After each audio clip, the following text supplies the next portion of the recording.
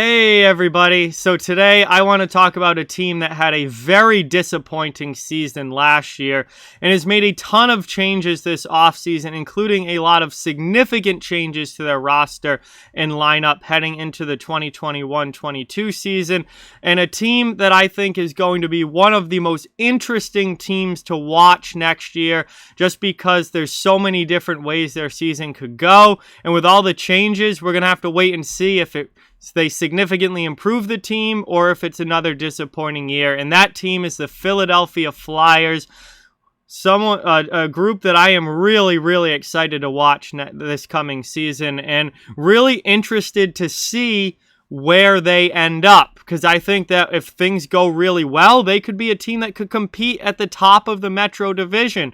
But if things don't go well, they could finish all the way down in 6th or 7th in the Metro Division, and they could finish anywhere in between. It's completely going to depend on how this group executes, how this group comes together, and whether or not the changes that Chuck Fletcher has made this offseason improve the team or not. So before we get into it, I just ask that you please hit that subscribe button and thumbs up. It helps the channel an absolute ton and is greatly appreciated. But before we talk about this coming season and everything they've done in the offseason, we've got to look back to last year. Philadelphia had a very disappointing 2021 season. They went 25-23-8, finishing 6th in the East Division and obviously missed the playoffs. They had a middle-of-the-road offense, scoring 2.86 goals per game, which was 15th in the league, but they were the worst defensive team in the NHL last season.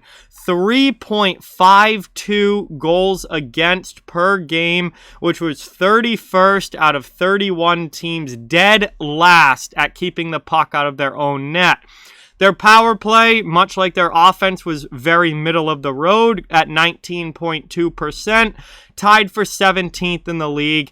And their penalty kill, much like their defense, was absolutely horrendous at 73.1%, which was 30th in the NHL. The only team worse was the New Jersey Devils. So, as you can see by the record and by the numbers, the Philadelphia Flyers had a terrible 2021 season. They missed the playoffs, and they were one of the biggest disappointments in the NHL last year. So that brings us to this offseason. Obviously, changes needed to be made. They needed to shake things up. They needed to get some new players in there, some new blood, and try and come back bigger, better, and stronger in 2021-22, the coming season. Well, they have made no shortage of moves so far this offseason, many via trade, a few key free agent signings as well. This team has been very active in the offseason. Let's take a look at some of their key additions and subtractions. This isn't even all of them. These are just the major ones that are going to really affect the NHL roster. They made some more lower AHL moves, some depth moves as well. But these are the major additions and subtractions. They traded for Ryan Ellis from the Nashville Predators, and I absolutely love this move. I think Ryan Ellis is very underrated. I think, he's been overshadowed in Nashville by Roman Josi for much of his career. He in himself, I think, could be a Norris-level defenseman, and I really love that addition for Philadelphia, who obviously needed to bring in a legitimate top guy on the back end to go along with Ivan Provorov. They also traded for Rasmus Ristolainen from the Buffalo Sabres. Now, this move to me is much more of a question mark. This could go either really well or really poorly, much like the Philadelphia Flyers season next year. Ristolainen has not been very good with Buffalo, especially defensively. He can put up points, but defensively he was not good with the Sabres. Now, the Sabres have been one of the worst teams in the league for his entire career, and he's always been on a really bad team. So how much of that is Ristolainen not being good, and how much of that is Ristolainen being stuck on a really bad team? That's a question that we're going to start getting answers to this year, because he obviously will be wearing a new jersey, no longer in Buffalo. This is a huge opportunity for Rasmus Ristolainen to really improve his game. And if he comes in and is a legitimate top 4 guy and really solid and plays well, then that trade will 100% be worth it for Philadelphia. If he comes in and plays just like he did in Buffalo and he's minus 25 next season and it doesn't really work out, he doesn't really help improve them defensively, then that trade is going to go down as a big fat failure for the Philadelphia Flyers. In which way that is going to go, I think, is one of the biggest questions facing Philadelphia this season. They also brought in right wing Cam Atkinson via trade with the Columbus Blue Jackets. Jakub Voracek went the other way out. And as Jake Voracek leaves, Atkinson comes in. And I actually really like this move a lot. Atkinson is on a better contract, lower cap hit. They needed to get Voracek's contract out of there. They did that, and they got a pretty good player in return. Atkinson is also much more of a goal scorer, which is what the Flyers need, where Voracek is more of a setup man, a passer, someone who, is playmaking all the time. They have guys that can pass the puck. They need guys that can put the puck in the net, and that is Cam Atkinson. He is much more of a scorer, so I like the fit there too. That's a good move. Then in free agency, they made a few moves. They brought in depth forward Nate Thompson, who's a veteran guy, plays on the 4th line, has played for Philadelphia after the trade deadline back in 2020, and ended up playing in the playoffs with them and whatnot. So there's familiarity there, and a solid depth pickup there for a veteran guy. Nothing wrong with that. Low money. Goaltender Martin Jones. So this is Brian Elliott's replacement as Carter Hart's backup. And this is another move to me that is a huge, huge question mark. Martin Jones was terrible last season. And really for the past couple years, he's been really going downhill. So, does the change of scenery and him leaving San Jose help him? Or is Martin Jones just going downhill? That remains to be seen. But definitely going to be an interesting thing to watch. Is Martin Jones an upgrade over Brian Elliott as Carter Hart's backup? That's a big question, I think, heading into this year. And then they also added Keith Yandel, depth defenseman, who at this point is pretty much just a power play guy with some offensive upside. I'm not too high on the Yandel signing. I'm not very high on Keith Yandel anymore at this point. I think he's just about done. He had a terrible year last year. So I wouldn't expect much from him. But as far as subtractions, Jake Voracek obviously traded away in the Atkinson deal. Philly needed to get his contract out of there, so that was a good move on their part. And I like the Atkinson addition as well, so that's a solid move.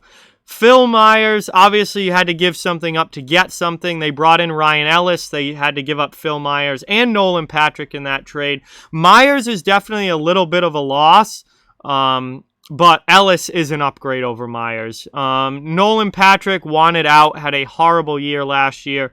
Very desperately needed a change of scenery, so I think it was good that they got him moved out of there. Shane Gostisbehere, they dumped off his contract to the Arizona Coyotes. Had to give up a couple picks to do it, but I do think it was important that Shane Gostisbehere's contract be moved, so I don't mind that deal.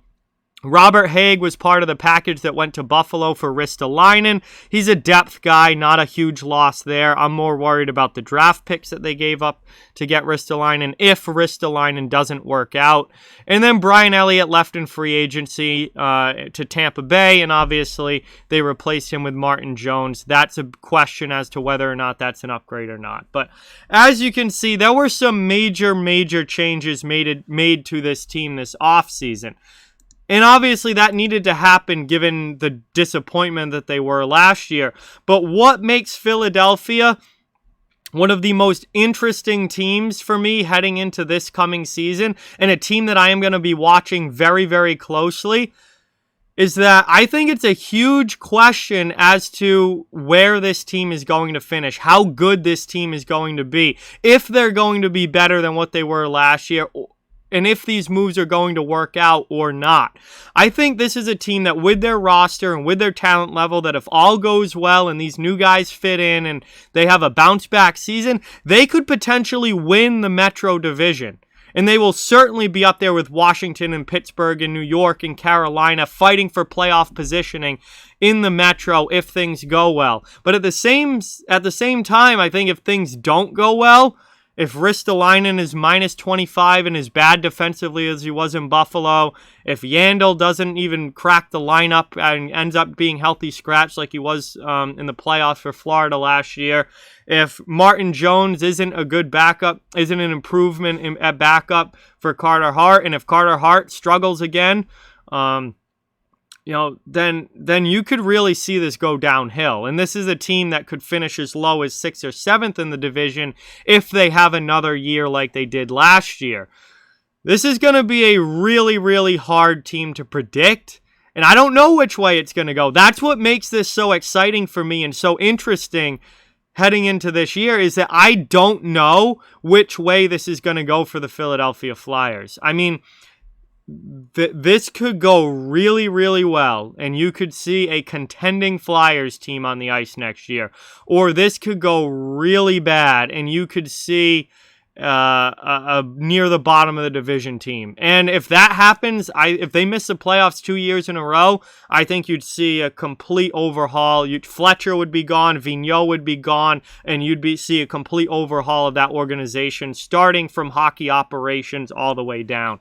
And there'd be more major changes made, obviously. But if things do go well and these moves do work out, then Chuck Fletcher looks like a genius. Probably buys himself at least another 2 years.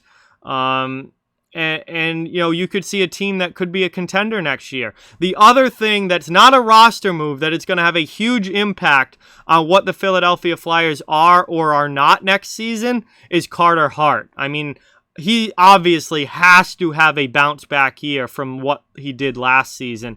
If he's able to bounce back and look like that future Vezina level goaltender, that star goalie that we thought he was going to be, then Philadelphia very likely is a good team next year. If Carter Hart has another season like he did last year, that'd be disastrous. And this team probably won't be making the playoffs if that happens. And there'd be a lot of discussion about what Carter Hart's future is in Philadelphia if he has another season like he did last year. So that is also going to have a huge impact on what this team is and how good they are or not next season. But overall, the main point I just wanted to make is that I think Philly is one of the most interesting teams to watch heading into next season because they've made so many changes, and I can't wait to see if these changes work out or if they don't. And like I said, there's a huge variety of places where this team could finish. I think they could finish as high as 1st, they could finish as low as 7th,